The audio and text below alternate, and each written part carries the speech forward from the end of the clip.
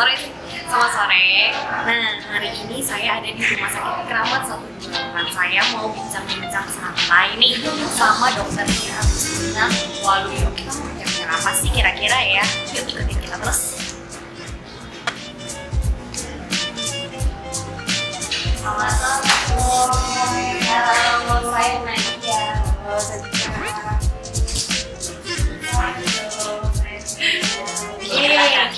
Sekarang kita ada di ruangannya dokter ya. Kita udah sama Dokter Agustina Waluyo. Nah, tadi kan saya bilang kita mau bincang-bincang santai nih. Bincang apa sih sebenarnya dok? Mau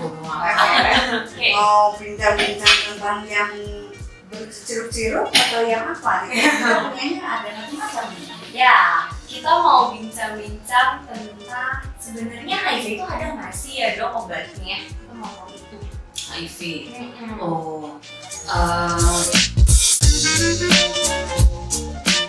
Tapi sudah paham HIV itu apa ya? Udah sih dok, tapi mungkin boleh diulas lagi nih buat teman-teman. Jadi HIV itu adalah penyakit infeksi yang disebabkan oleh virus yang namanya adalah Human Immunodeficiency Virus. Nah, dia itu pintar, jadi dia menyebabkan daya tahan tubuh seseorang menjadi amat sangat turun. Jadi dia tidak menyerang organ yang lain, tapi langsung menyerang tentara di badan. Nah, sehingga kalau suatu saat daya tahan tubuh yang terinfeksi itu sudah rendah, sangat rendah, maka biasanya timbul gejala-gejala. Misalnya diare, hilang timbul, demam hilang timbul, sariawan, berat badan turun.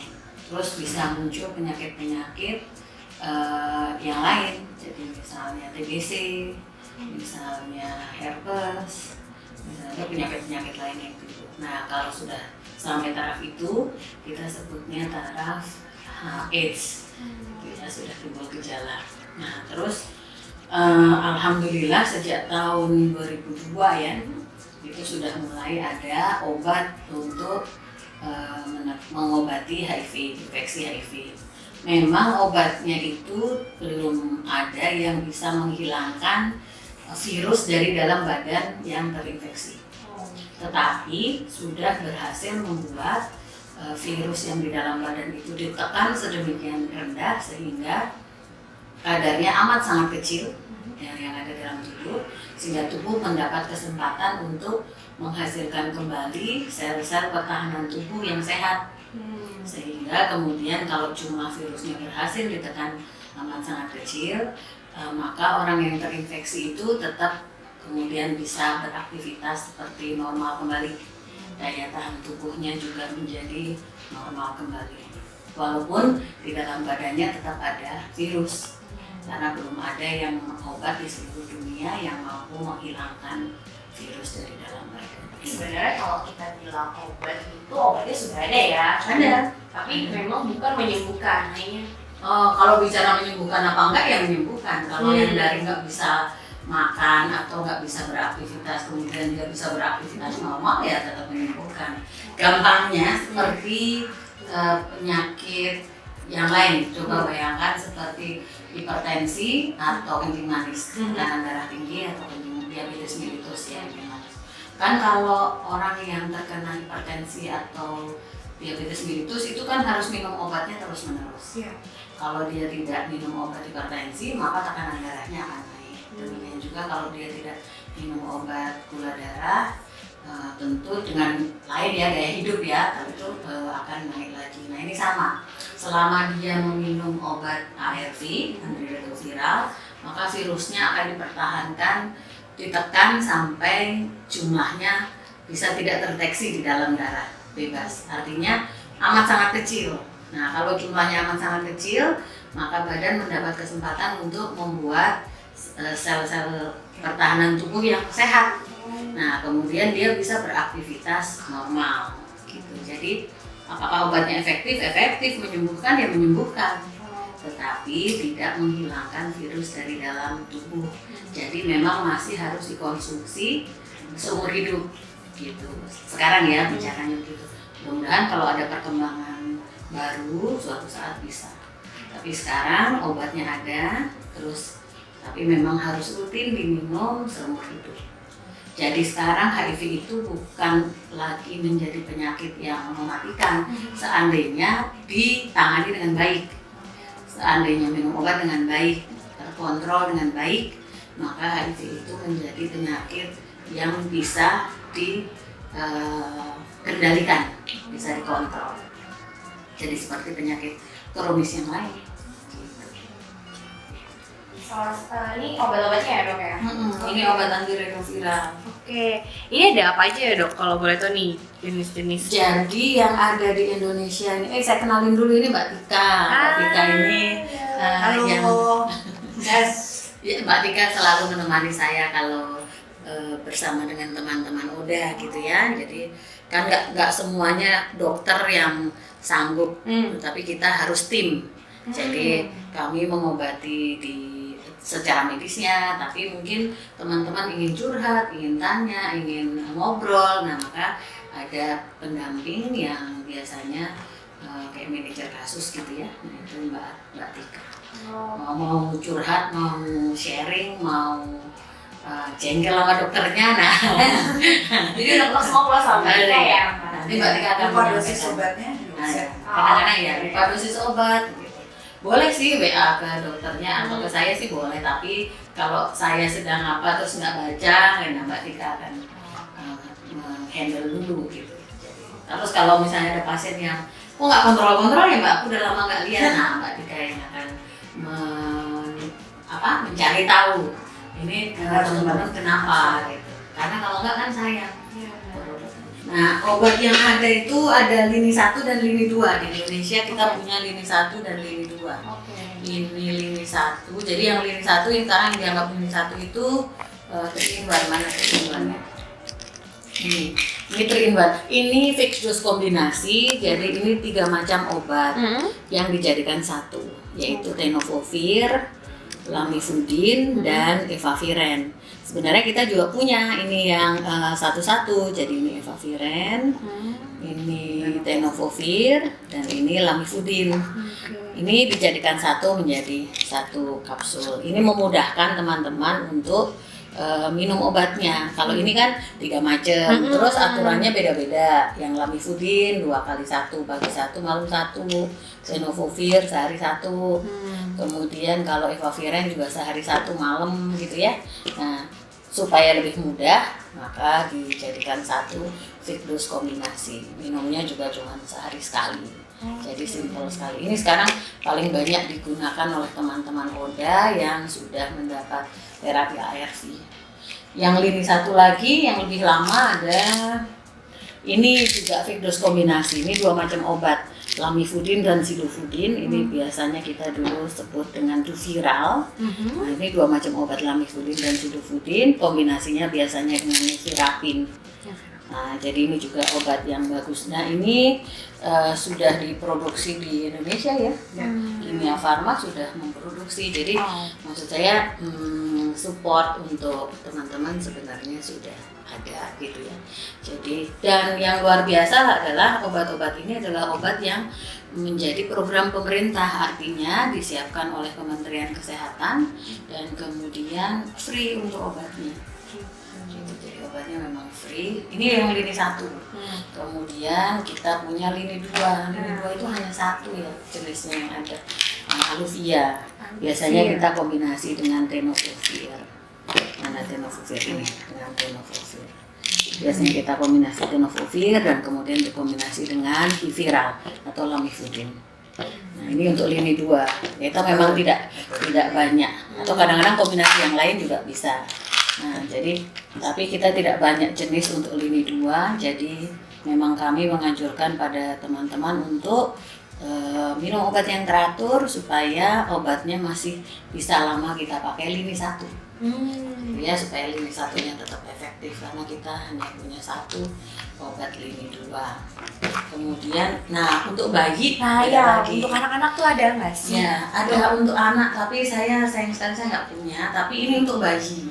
Jadi kalau bayi ibu positif HIV, hamil kemudian melahirkan, maka bayinya itu dalam 5 minggu akan diberikan ARV. ARV untuk profilaksis, untuk pencegahan.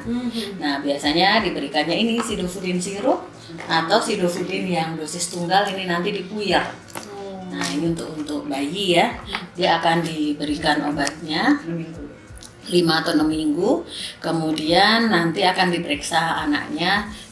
Yang diperiksa adalah jumlah virus atau PCR-nya. Jadi bukan anti HIV, bayi jangan diperiksa anti HIV karena itu akan bias dengan anti HIV antibodi ibu.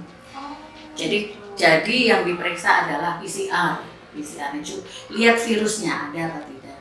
Tapi biasanya dilakukan setelah anak itu mendapatkan profilaksis obat ini. Dan alhamdulillah anak-anak yang lahir dari ibu ODA yang berobat dengan teratur sehingga jumlah virusnya itu tidak terdeteksi, anaknya semua alhamdulillah negatif.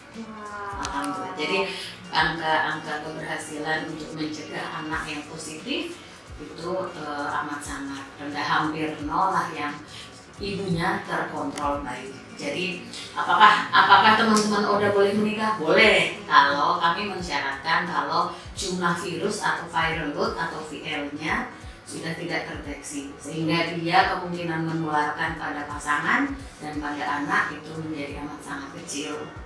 Nah gitu ya. Nah selama hamil juga ibunya dapat minum obat, kemudian nanti pada saat dia lahir anaknya. Apakah Indonesia punya bayi dengan HIV positif? Ada ya? Ada ya. Jumlahnya mungkin sekitar 2.000-3.000 ya. 2.000-3.000 dan itu cukup besar. Tapi itu bukan dari yang sudah terkontrol ibunya. Biasanya terlambat diketahui. Jadi misalnya nih bapaknya ketahuan HIV atau ayahnya biasanya cerita klasiknya meninggal. Ibunya sedang hamil. Nah ternyata ibunya ketularan dan tidak sempat kita mengobati ibunya, kemudian anaknya lahir, anaknya positif. Biasanya itu yang terjadi. Tapi kalau ibunya sudah terkontrol baik, sudah tahu statusnya, sudah diobati, alhamdulillah anak-anaknya negatif semua. Jadi anaknya tidak tertular. Oke, kalau untuk obatnya sendiri nih ya, dok, ada nggak sih efek sampingnya yang biasanya teman-teman ODA tuh keluhkan gitu? Karena kan memang ada beberapa nih yang suka aku lihat ya, ada yang kulitnya sampai gosong kayak gitu. Nah kira-kira itu gimana ya? Iya, ada sih yang kita mulai dari evaviran kali ya. Ini apa yang viral? Oh ini viral ya. Ini viral ini memang salah satu efek sampingnya kadang-kadang menimbulkan ruam di kulit. Atau kalau yang parah bisa alergi. Tapi yang terkena alergi ini cuma 5% dari seluruh yang minum. Jadi sebenarnya tidak terlalu besar gitu ya. Jadi biasanya kalau itu sampai mengganggu, sampai ada timbul alergi, tentu kita stop, kita ganti yang lain. Makanya untuk memulai viral ini titrasi. Kan dosisnya dosis tetapnya 2x1. Tapi kita mulainya sehari 1. Sehari 1 untuk 2 minggu, 14 hari. Kalau selama itu tidak ada keluhan, maka naik menjadi 2x1 dosis penuh. Nah biasanya kalau yang ada gatal-gatal akan timbul di situ ya. Nah itu fungsinya pendamping pasien. Ya itu fungsinya. Kalau misalnya Mbak tolong dipantau ini yang dapat viral ini, Mbak kita akan mantau atau kita memberikan nomor WA. Nah nanti kalau dia ada keluhan, tolong kontak dengan pendamping pasien. Nah, jadi itu ya yang kita minta supaya pasien tidak khawatir, tidak panik gitu ya. Tidak langsung nyetok biasanya ya. Jadi komunikasi terbuka gitu ya. Nah, Jadi mau digabungin terus ya? Mbak Tika siap. Ya, jadi artinya ini efek sampingnya memang kadang-kadang alergi. Kalau ini alergi gimana ya? Kita ganti yang jenis lain yang setara gitu ya.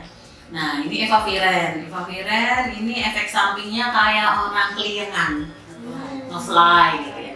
Ada berapa yang seneng. Jadi ini makanya ini harus diminum setengah jam sebelum tidur. dan perut kosong. Jadi biasanya kami kalau menerangkan obat tuh sampai misalnya ya jam 7 makan pagi, jam 7 makan malam. Ini diminum perut kosong. Yang disebut perut kosong itu minimum 2 jam sesudah makan. Jadi kalau jam 7 berarti ini paling cepat diminum jam 9. Kalau Anda tidur jam 10 berarti ini diminumnya setengah 10. Gitu. Karena apa? Diminum sebelum tidur karena ya itu tadi seringkali ditelepon, Mbak aku nggak fly gitu. Keliengan, pusing gitu. Jadi sebaiknya setelah minum obat ini langsung tidur. Tapi saya ingat Prof. Berry selalu bilang kalau ada efek samping kayak begitu untuk efavirenz berarti obatnya asli. Enggak, jadi artinya gini, pada mulai kerja, obatnya mulai kerja dan biasanya penyesuaian. Obat virus apapun kalau jenis bukan cuma untuk HIV itu biasanya ke badan juga rasanya nggak enak. Ini sama. Tapi teman-teman biasanya memang ada yang keluhannya sampai 2 minggu, ada yang paling lama 2 bulan. Tapi ada juga yang nggak apa-apa. Kan kita sebut efek samping ya. Efek samping itu kadang muncul, kadang tidak. Nah, jadi kalau efek sampingnya muncul, nah itu komunikasikan ke dokternya. Kemudian menghindarinya ya ini minumnya sebelum tidur. Ini efek sampingnya. Kalau sidofudin atau buviral, yang ada dalam buviral ini sidofudin ya. Tunggal ini atau gabungannya di sini, tapi yang menyebabkan anemia adalah sidofudinnya. Makanya biasanya pada saat pengobatan baru ARV, kita itu biasanya resepkannya 2 minggu dulu, seminggu 2 minggu. Nanti kontrol lagi. Gunanya apa? Kamu ingin melihat ada efek samping apa enggak? Gitu. Terus kemudian ada pemeriksaan lab yang harus dilakukan, misalnya sebulan sesudahnya. Itu kita lihat efek sampingnya sidofudin. Anemia apa tidak? HB-nya turun atau tidak? Kalau tidak ya nggak ada masalah, langsung terus. Kebanyakan sih justru efek samping itu tidak akan muncul ya, jarang muncul, paling 5%. Ya. Kalau tenofovir ini mengganggu ke ginjal, fungsi ginjal. Jadi kita harus pantau sesudah pemakaian 6 bulan. Kami akan jadi di awal kita periksa fungsi ginjal. Kalau fungsi ginjalnya udah jelek nggak boleh pakai ini. Kan ada pasien-pasien yang fungsi ginjalnya jelek nih, nggak boleh pakai ini. Tapi kalau fungsi ginjalnya normal, nanti tiap 6 bulan kita pantau ada pengaruh nggak. Kalau ada pengaruh terus, tapi kalau ada pengaruh ya kita ganti. Jadi pemantauan memang penting. Itu apa? Ya, jadi kamu pakai ini. Oh iya, 3-in-1 pun kami harus cek fungsi ginjalnya kan ada tenofovir. Ya, jadi masing-masing obat tentu ada. Tapi sekali lagi saya sampaikan, jauh lebih banyak yang tidak timbul efek sampingnya. Yang kedua, efek samping itu jangan ditakuti. Efek samping itu bisa dikendalikan. Asal itu tadi bisa diminimalis. Asal itu tadi komunikasikan dengan dokternya dan kontrol. Kontrol itu yang disebut kontrol itu ketemu dokter diperiksa. Ya, jangan ada beberapa pasien kalau di sini jujur saya nggak mau kalau ngasih resep kalau aku nggak ketemu pasiennya kan gitu ya. Memang harus begitu kan.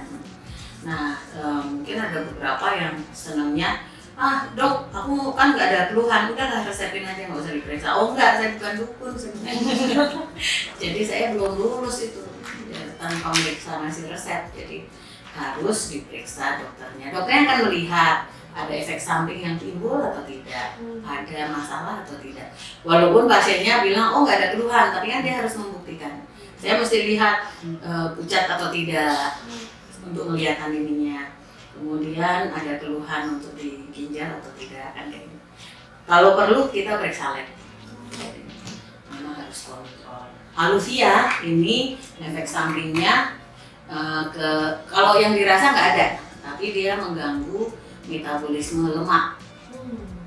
Jadi harus cek kolesterol, trigliserida, dan harus olahraga karena kalau lemak itu tidak cukup dengan obat metabolismenya, tapi tetap harus exercise, harus olahraga gitu ya. Jadi tiap obat ada efek sampingnya, tapi efek baiknya apa? Efek baiknya banyak, jauh lebih banyak efek baiknya dibandingkan efek samping. Jadi jangan takut dengan efek samping, karena insya Allah itu bisa dikendalikan.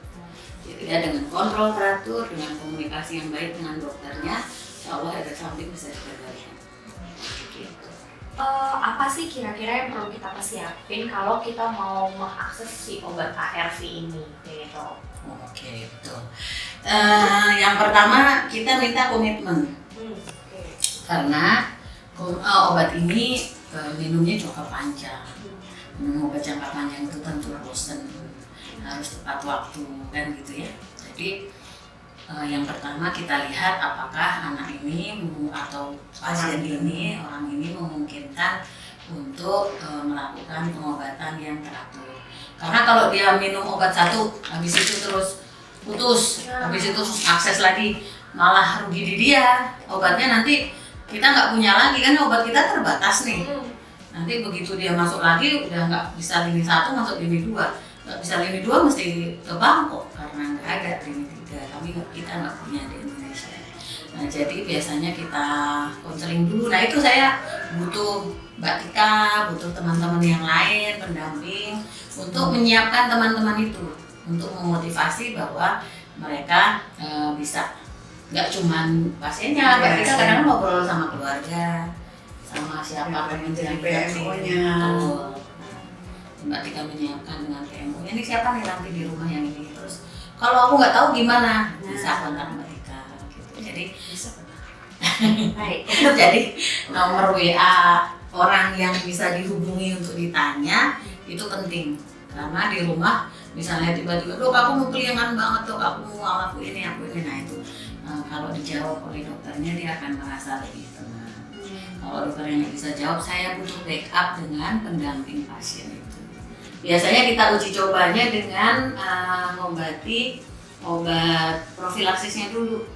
Sembari kan biasanya pasien datang datanya nggak lengkap kan. Dia belum cek VL, dia belum cek CD4 misalnya. Memang VL di beberapa tempat tidak dicek di awal, tapi dicek di setelah 6 bulan sesudah konsumsi obat. Tapi kalau di tempat kami minta cek VL untuk data dasar, sehingga kita bisa memantau setelah 6 bulan virusnya berkurang atau tidak, target terapinya tercapai atau tidak gitu. Jadi kalau di kami di sini itu biasanya di awal kita mesti cek CD4VL. Nah selama menunggu cek CD4VL atau pemeriksaan lain yang belum dilakukan, kita berikan potrimosasol profilaksis kan, untuk mencegah infeksi paru yang berat. Nah itu latihan. Kalau itu untuk pasien yang CD4-nya kurang dari 200 ya. Nah, jadi kalau kurang dari 200 biasanya kita berikan itu dulu, sembari nanti minggu depan atau seminggu atau 2 minggu kemudian setelah data lengkap mulai masuk, kita juga konseling terus ke dia bagaimana untuk minum obat, bahwa minum obat nanti mungkin ada efek samping, kalau terjadi efek samping nanti bagaimana jalan keluarnya, jadi dia siap. Nah sesudah dia siap maka kita mulai data yang pasien baru biasanya kita minta tentu rujukan dari rumah sakit lain atau dari puskesmas atau dari klinik yang merujuk untuk berobat.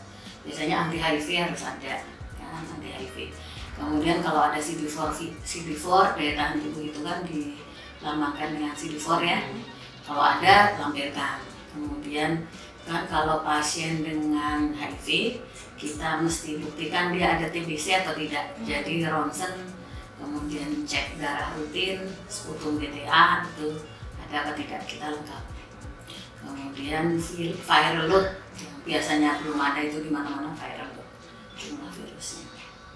Nah untuk terkait harga ARV-nya sendiri nih dok sekarang, harga obatnya sendiri itu di Indonesia gimana? Kalau harga ARV itu gini, kalau obat ARV yang di program itu harganya free. Oh free. Tetapi memang untuk administratif di berbagai rumah sakit itu dikenai administratif untuk obat.